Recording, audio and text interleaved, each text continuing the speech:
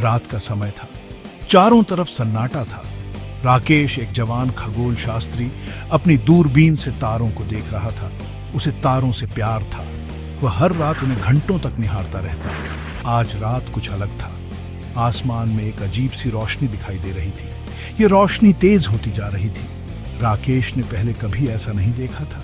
वह अपनी दूरबीन उस रोशनी की तरफ ले गया। उसे अपनी आंखों पर यकीन नहीं हो रहा था। एक अजीब सी वस्तु आसमान से नीचे आ रही थी। क्या यह एक सपना था? राकेश को समझ नहीं आ रहा था। वह वस्तु तेजी से पृथ्वी की ओर आ रही थी। राकेश घबरा गया। उसने अपनी दूरबीन से उस वस्तु को ध्यान से देखा। यह एक अंतरिक्ष यान था। यान राकेश के घर के पास एक खुले मैदान में उतरा। राकेश डर रहा था, लेकिन उसका मन उत्सुकता से भी भरा हुआ था। धीरे धीरे यान का दरवाजा खुला। राकेश का दिल तेजी से धड़कने लगा। क्या होगा अब? यान से 3 अजीब प्राणी बाहर निकले। उनके शरीर पर चांदी जैसे रंग के कपड़े थे। उनके हाथ लंबे थे और उनकी आंखें बड़ी और चमकीली थीं। राकेश डर गया था, लेकिन उसने हिम्मत जुटाई। उसने उन प्राणियों को अपनी भाषा में नमस्ते कहा।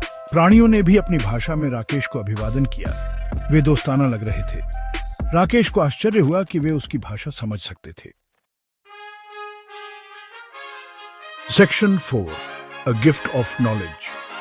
प्राणियों ने राकेश को इशारों में बताया कि उन्हें उसकी मदद की जरूरत है। उनका यान खराब हो गया था। राकेश ने उनकी मदद करने का फैसला किया। उसने उन्हें अपने घर चलने को कहा।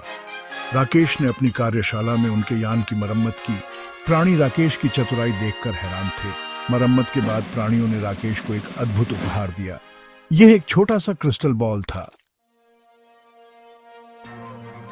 Section 5, a universe of wonder. प्राणियों ने बताया कि यह बॉल ब्रह्मांड के रहस्यों को समझने में राकेश की मदद करेगा। वे राकेश को धन्यवाद कहकर अपने ग्रह लौट गए। राकेश बॉल को देखता रहा। यह चमत्कारी था। उसे अब ब्रह्मांड और भी रहस्यमय लग रहा था। उस रात राकेश को एक सपना आया। उसने खुद को अंतरिक्ष में उड़ते हुए देखा। तारे उसके चारों ओर चमक रहे थे। राकेश की आंखें खुली। उसे एहसास हुआ कि ब्रह्मांड बहुत विशाल है और उसके पास सीखने के लिए बहुत कुछ है।